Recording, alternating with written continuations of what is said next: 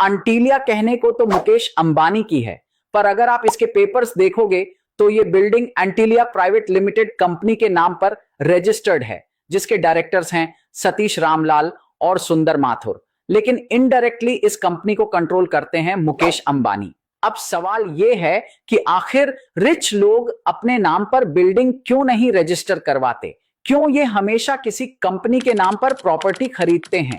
अब इसका रीजन भी काफी सिंपल है।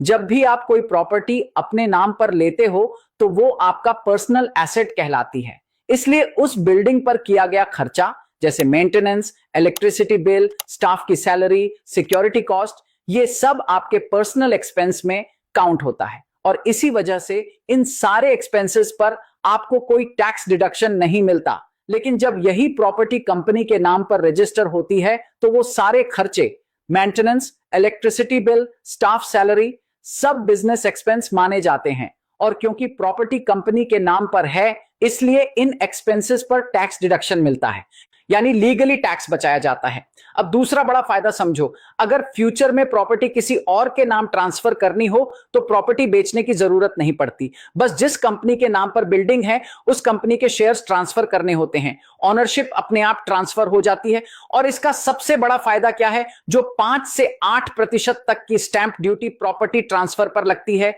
वो बच जाती है। और सबसे इंटरेस्टिंग बात यह है कि उस बिल्डिंग को खरीदने के लिए जो लोन लिया गया है वो आपके पर्सनल नाम पर नहीं बल्कि कंपनी के नाम पर होता है। तो कल को अगर कंपनी लोन रीपे नहीं कर पाती तो आपके पर्सनल एसेट्स सेफ रहते हैं। और इसी वजह से ज्यादातर अमीर लोग प्रॉपर्टीज अपने नाम पर नहीं बल्कि कंपनीज के नाम पर खरीदते हैं। और अगर आपको ऐसे ही हिडन वेल्थ सीक्रेट्स और स्मार्ट फाइनेंस स्ट्रेटेजीज जाननी है तो वीडियो को सेव करो, शेयर करो और मुझे फॉलो करना मत भूलना।